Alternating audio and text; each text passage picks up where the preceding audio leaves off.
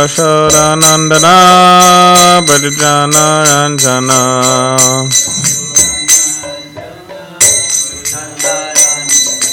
Yashodanandana Bhajana Ranjana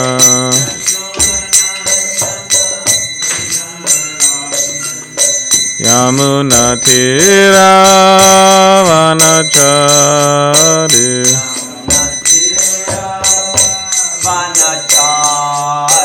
Yamunatira Vanachari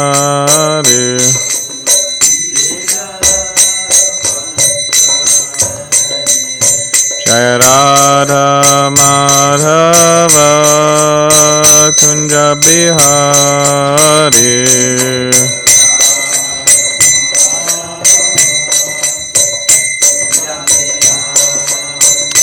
Jaya Radha Madhava Kunja Bihari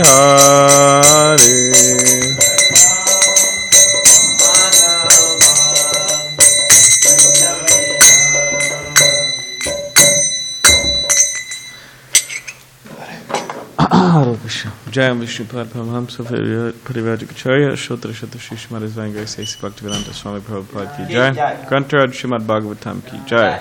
All glories of the assembled devotees. All glories of the assembled devotees. All glories of the assembled devotees. All glories of Shri Guru and Shri Guranga. Zach, can you pass me the Bhagavatam, please? Sure. The Bhagavatam.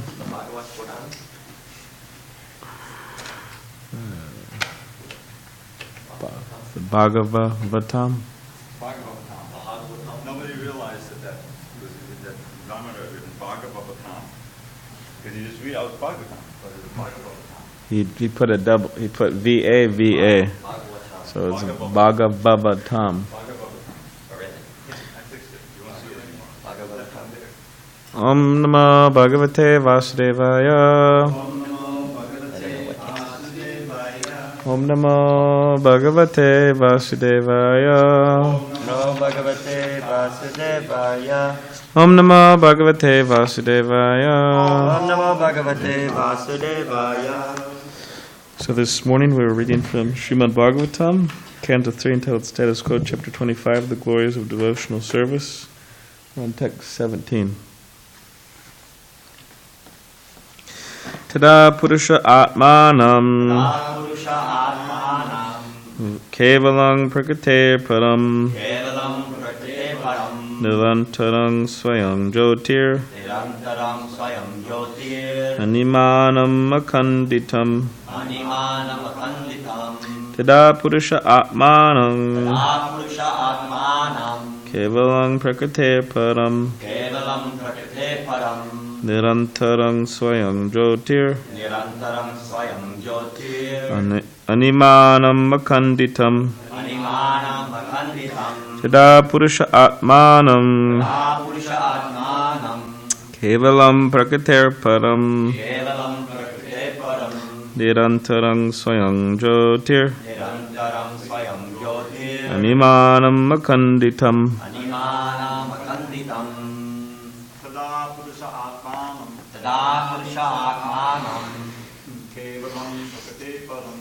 Kevalam Prakate Param Nirantaram Swayam Jyotir Animanam Akanditam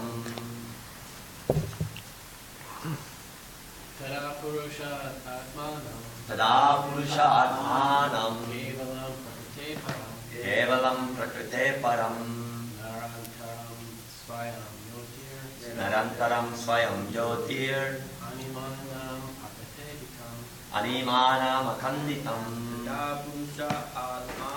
Tada Purusha Atmanam Kevalam Prakrite Param Nirantaram Swayam Jyotir Animanam Akanditam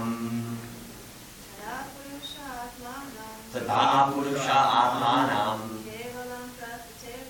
Kevalam Prakrite Param Nirantaram Swayam Jyotir animanam akanditam. Tada. Tada. Then.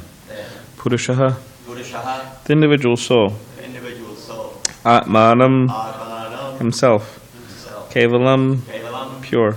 Pure. Prakatehe. Prakatehe. Param. Param. Transcendental to material existence. Transcendental to material existence. Nirantaram. Nirantaram. Non-different. Non-different. Swayam Jyotihi. Swayam Jyotihi. Self-effulgent. Self-effulgent. Animanam. Animanam. Infinitesimal. Infinitesimal. Akanditam. Akanditam. Not fragmented. Not fragmented. Translation. At that time, the soul can see himself to be transcendental to material existence and always self-effulgent, never fragmented, although very minute in size. Purport.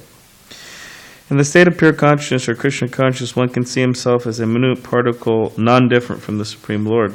As stated in the Bhagavad Gita, the jiva, or the individual soul, is eternally part and parcel of the Supreme Lord. Just as the sun rays are minute particles of the brilliant constitution of the sun, so a living entity is a minute particle of the Supreme Spirit. The individual soul and the Supreme Lord are not separated as in maternal differentiation. Yeah.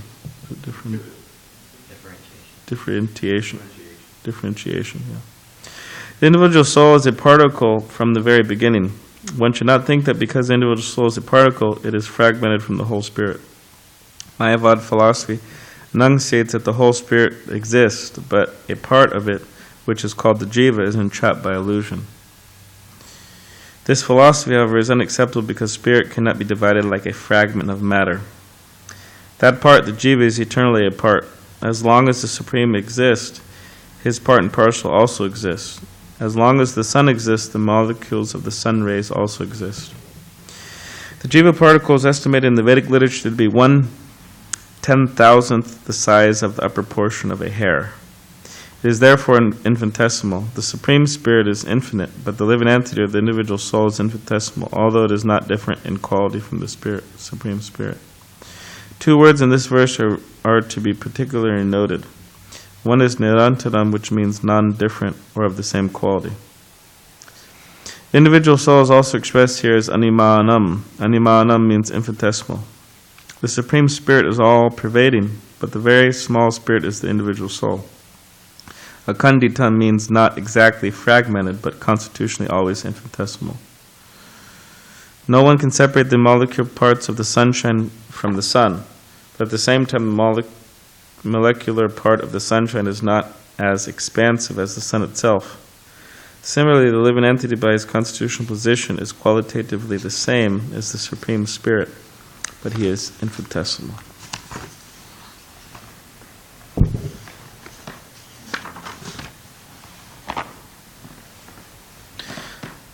Om Ganti Varandasya Granjana Shalakaya Chakshanam Nalitamena Tasmai Shri Gurave Namaha Vanch Makum Gritva Chalam Pangam Manga Jagrim Yavipadam Vade Shri Gunandi Charanam Vancha Kapudribasha Kipasan Devacha Patitanam Bhavani Bill Vaishnavi Bill Namaha Shri Krishna Chaitanya Prabhanita Ananda Shri Dvaita Gadadhar Shivasari Gaura Bhaktivinoda Hare Krishna Krishna Krishna Hare Hare Hare Rama Rama Rama Hare Hare.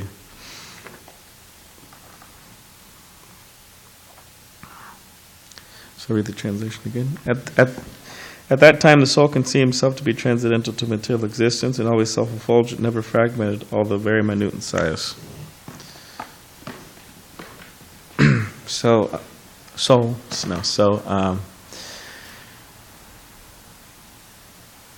yeah, the Srila Prabhupada's mentioning the Mayavad idea of philosophy, which you could say is quite all-pervading throughout the world. This idea of impersonalism, or Mayavad, that we are God. We just forgot. We just forgot we're God. And somehow or other, in that forgetfulness, we're entrapped by illusion. So Srila Prabhupada would make the point, okay, well that means somehow or other he used this terminology. That means Satan is greater than God. Because yeah, okay, that means illusion is greater than God. because illusion has the power to cover God. But illusion doesn't have the power to cover God, because illusion is one of God's energies, right? Like we hear in the Bhagavad Gita, Daivesha Gunamaya Mama Maya Drataya. How's it? Mamevya Prapadate Mayame Tam Tarantate. That Krishna is speaking, this divine energy of mine, consistent of the modes of material nature, very difficult to overcome. But those who are surrendered to me can easily cross behind it. But there's so many verses in which Krishna is explaining that. The Bhagavad Gita, the Bhagavatam, and how illusion is his energy. It's his energy. So it can't be greater than him because it's his. So yeah, this is a strange, you could say, idea that people have, and how the soul can be, how the soul who's actually God could be covered. And the fact is, but Krishna, he always engages in pastimes and lila. He doesn't engage in things because he has to, right?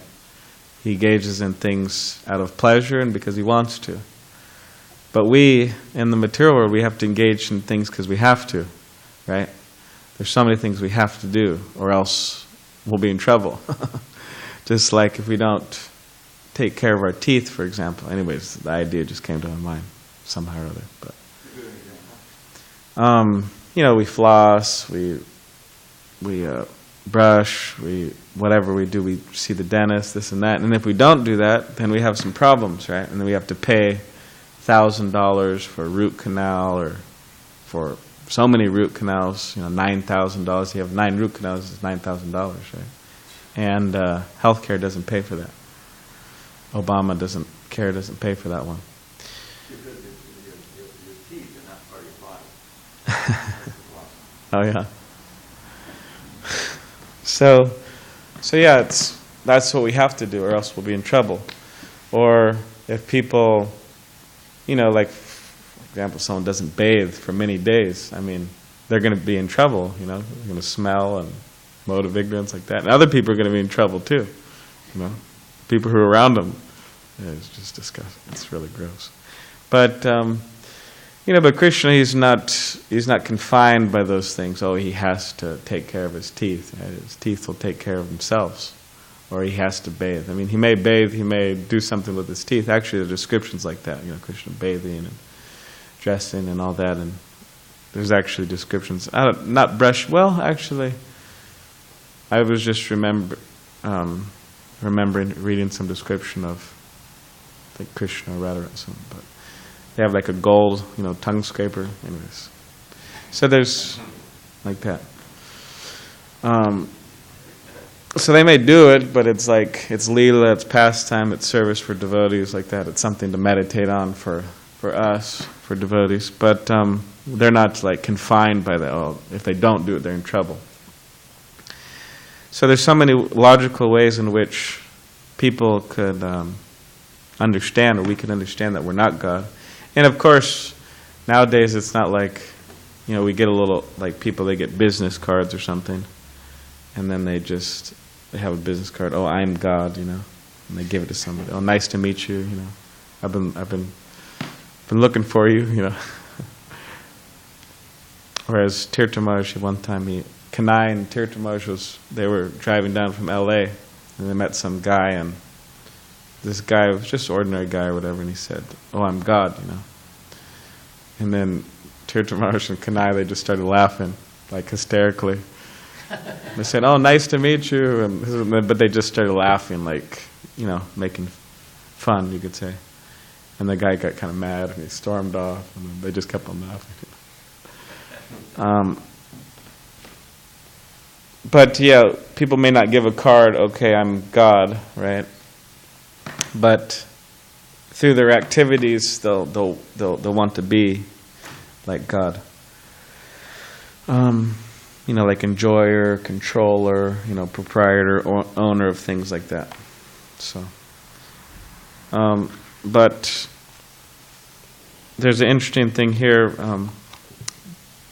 with one of Srila Prabhupada's disciples in Los Angeles, which I'll read.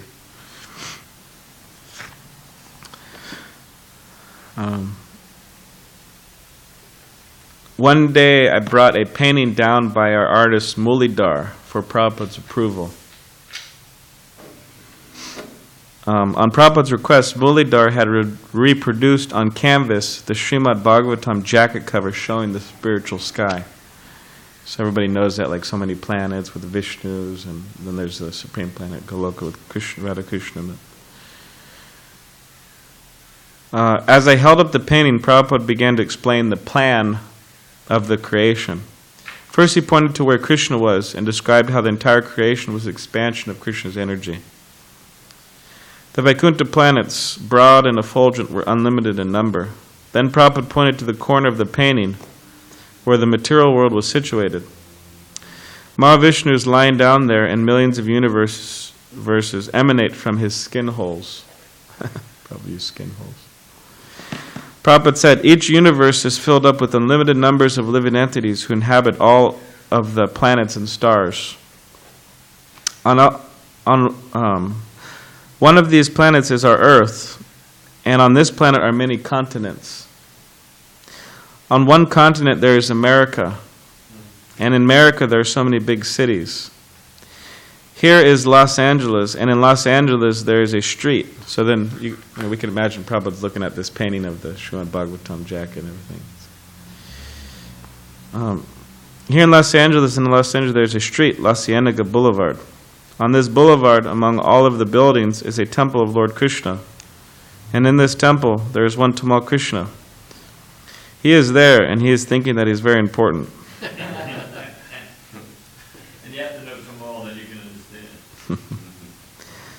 Then Prabhupada looked at me and smiled. He was showing me how unimportant I really was. The lesson was clear. No one had the right to become puffed up, no matter how important his position might seem to be. In comparison with Krishna, the cause of all causes, each jiva is tiny and insignificant. But despite this vast difference between the Lord and the living entity, Krishna allows his pure devotees to associate with him equally. Prabhupada was kindly revealing the limited extent of Krishna's glories. His silent smile communicated the deep love he felt for Krishna and his desire to share it with his disciples.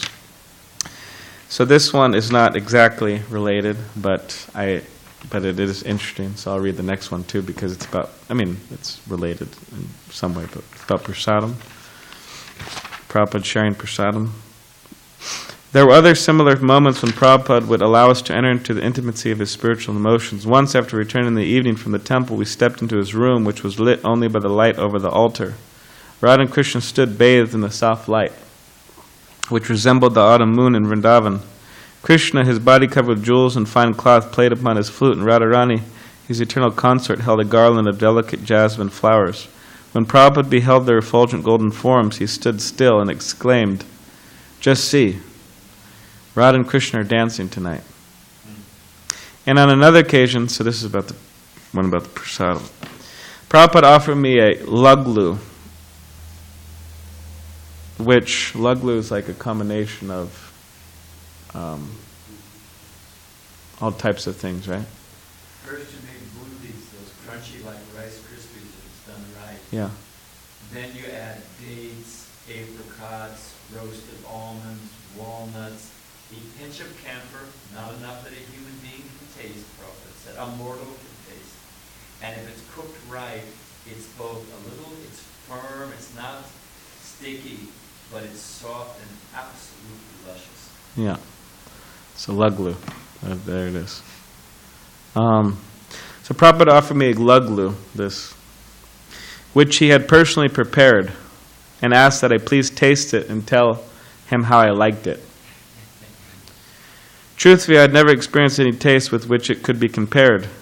It is out of this world, is all that I could say. And Prabhupada replied, yes, it is not of this world. Krishna takes such luglus with him when he goes out to play in the fields. Wherever he goes, Mother Yashoda fills his pocket with these luglus. Srila Prabhupada's mood conveyed more than just something he had heard from a book. He was speaking from realization, from an intimate relationship he enjoyed with Krishna. Moments like these convinced me of Prabhupada's extraordinary position. We're also fortunate to be his disciples. So that's in, Prabhupada gave him a luglu that he personally made. Imagine, that's really nice. Just to add to Tamal Krishna, very personal, when he crunched into because it's out of words. Prabhupada, I've never tasted anything like it. And Prabhupada, without putting on airs, but completely serious, and just like ordinary thing, Prabhupada said, oh, that's Mother Yasoda's recipe. Yeah. What's that all about? Yeah. That's nice. So, so yeah, if we take that Prabhupada looking at the picture of the jacket and then of the Bhagavatam, the creation, and he's thinking he's so important, right? Going down. So yeah, we can look at our problems like that. That may help us. That may help us in relation to our problems. That, yeah, of course, people have problems. We have problems. We may have problems. People have problems. And we should try to solve them, But when it comes down to it, we shouldn't take them like, oh, this is the end of the world type of thing. Like I remember Giraj Gopal, he told me he was associated with the spiritual master Radhanath Swami and expressing, as disciples do, we express our problems sometimes. Usually. Don't tell the good news, just tell the problem.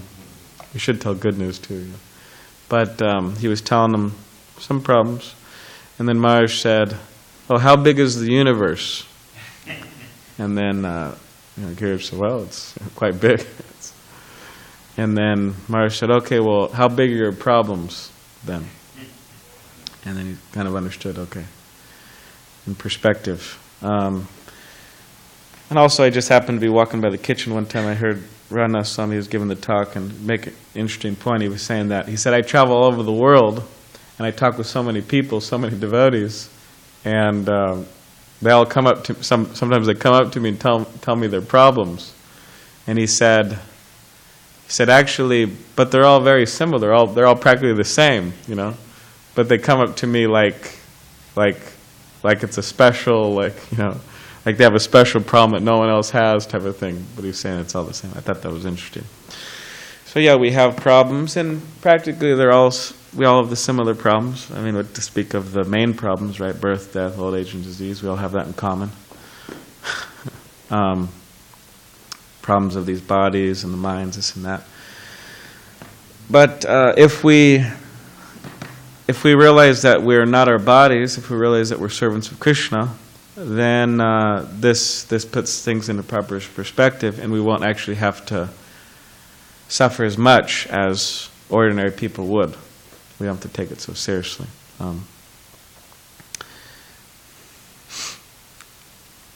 And this is very important that we realize we're not our bodies and we actually become transcendental to all these things.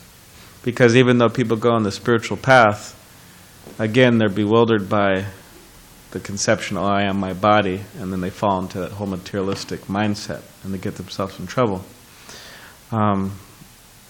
Just like Tolstoy, there's this, I don't know if it's a real story, I don't know, but forgive me, it wasn't clear to me if it was a true story or not, but as far as it sounded true when I heard it, but there was a Christian fellow, and we're not picking on Christians, but it just happens to be a Christian. But there's a Christian fellow, and he was a monk and a priest and all that, and he started to become very, very powerful due to his renunciation and austerities and spiritual practice, and he started gathering a following.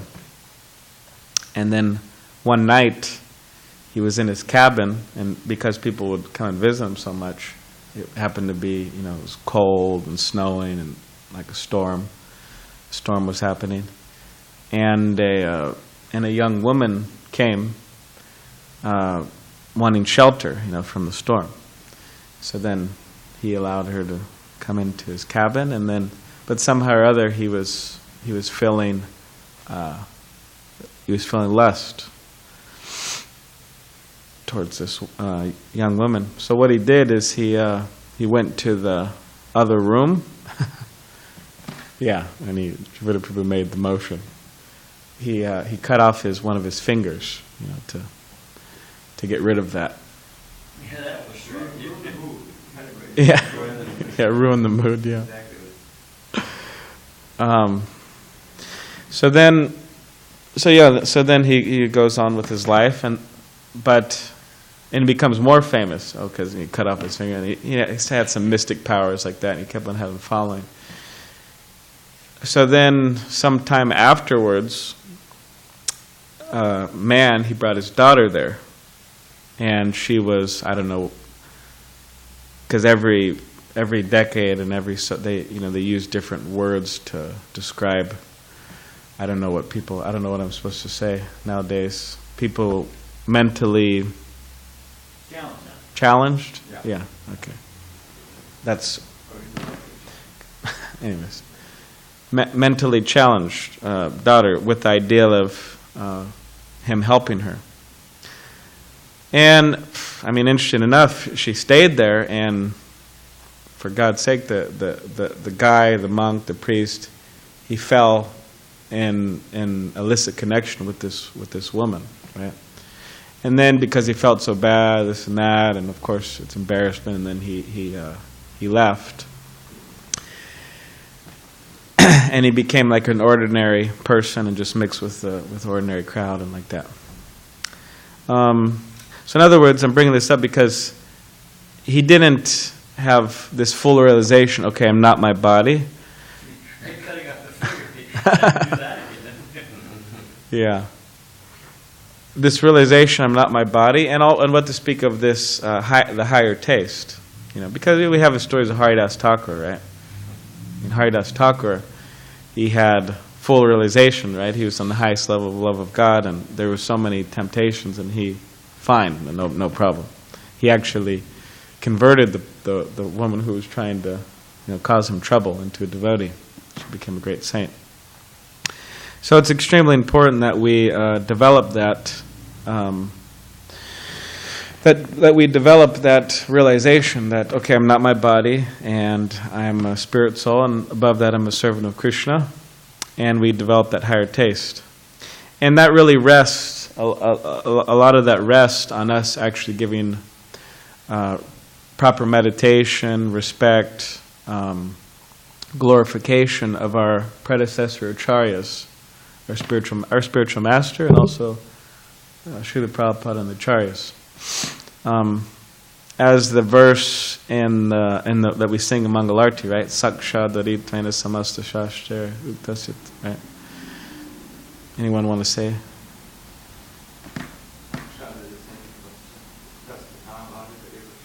Yeah, Kintu Prabhu. Yeah. I'm looking for the English now.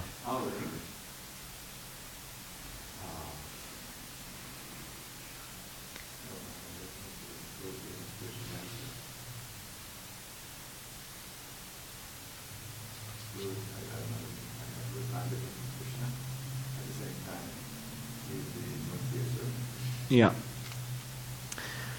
Yeah, the idea is the spiritual masters should be respected on the same platform as you respect Krishna, honor Krishna. So within Nectar Devotion, it says that we shouldn't turn our back to the deities, right? This is explained in scripture. This is actually what we do when we leave the spiritual world, or we neglect Krishna. We turn our back to the deity, turn our back to Krishna, and then Maya is there, right? So, following the logic, we should respect the spiritual master as we would Krishna. Also, we don't have our back towards the spiritual master. That's logical. I mean, I would think, right? So yeah, that's important. And it's hard to kind of give up certain thought processes and ways in which we operate. It's difficult.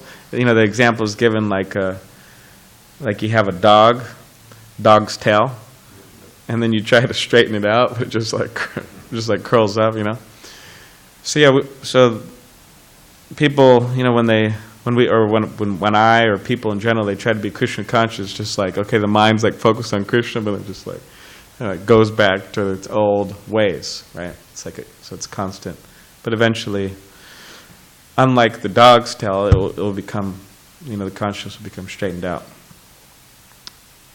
So yeah, we may hear these things, oh, don't have it back to the spiritual master, don't have it back to the deity, this, that, so many things. And then, we kind of forget about it, we keep on doing it. But the idea is to try to become conscious of these things, because this actually, it's important. It's Rupa Goswami's instructions. We're followers of Rupa Goswami. And that's how we make advancement. Or else our advancement's kind of hampered. It's a little slow. Or not as fast as it could be. One time I was talking with my father, and he said, we're talking about elevator and the stairs and all like that. And I think Mohan was there, and he was trying to pacify my father a little bit, which my dad's understandable actually, but it's natural Mohan was doing that, but because my dad was saying, oh well, something about marriage, this and that, and Mohan was saying, oh, I was a monk for many years and married like that, and then Mohan was bringing the point up, oh, like a monk life, it's of course it's not like an absolute statement, but he was just giving an example. You could be more advanced as a householder like that, but he was just saying, oh, like a monk, it's like you're taking an elevator, and other paths are like you're taking the stairs. Like I said, it doesn't have to be like that, but then my dad said something funny. He's like, so, well, isn't it good to take the stairs, get some exercise, Get some exercise.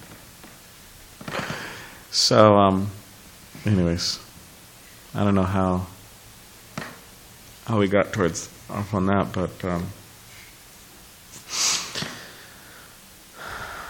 but yeah, we're following the process, and there's certain things. Yeah, the slow and fastness of the process, right? We could take a BMW, fast car on the highway. We could take our Volkswagen van. Volkswagen vans you could really only go I used to have one. You could go 70 miles an hour. That's it. You can't go past that. It doesn't allow it. The old ones. So yeah, the idea is we want to make as much advancement as possible, and not become too slow. Also, I was driving. We bought our Sprinter out from RVC in Kansas City, and I was driving it out. I volunteered for that service. It's a long drive. But somehow or other, in the process, we're driving that Sprinter. I was with another devotee. We're driving, and then all of a sudden, the thing wouldn't go over a certain speed. And I was just shocked. I was like, oh my God, this is a long journey. And the thing was What was the speed? It was something ridiculous. It was 50 or something weird. And it was on the freeway. I was like, oh my, this is... And we just couldn't, we made it, but... Yeah, so we don't want to slow ourselves up by different ways, right? So one last thing is I wanted to read this about, not being the body and all that and how it's important. There's this wonderful section of the Srimad Bhagavatam about the Avanti Brahman. And how he became amazingly transcendental and indifferent to all types of material. Anyways, I'll read it here. It says, O King Uddhava, seeing him as an old dirty beggar, rowdy persons would dishonor him with many insults. Some of these persons would take away his sannyasi rod, and some the water pot which he was using as a begging bowl. Some took his deerskin seat, some his chanting beads, and some would steal his torn, ragged clothing. Displaying these things before him, they would pretend to offer them back, but would then hide them again. When he was sitting on the bank of a river about to partake of the food that he collected by his begging, such sinful rascals would come and pass urine on it.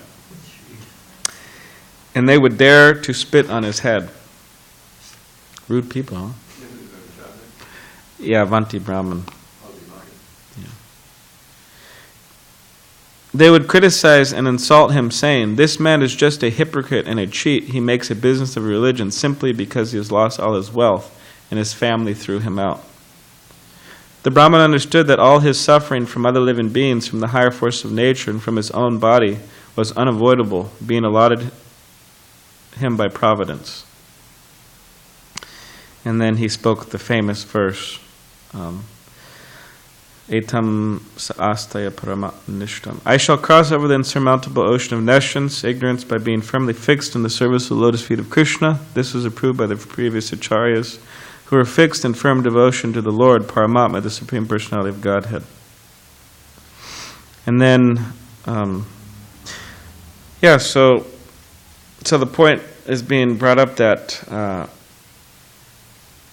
that he underwent all these things, and he was undisturbed. He was undisturbed. So we have to go through so many things in life, and the idea is we want to be undisturbed, and always have the proper focus, like focus on Krishna. It's because the bodily pain, that could distract us from Krishna. Bodily pleasure could distract us from Krishna. Mental pain, right, that could distract us from Krishna.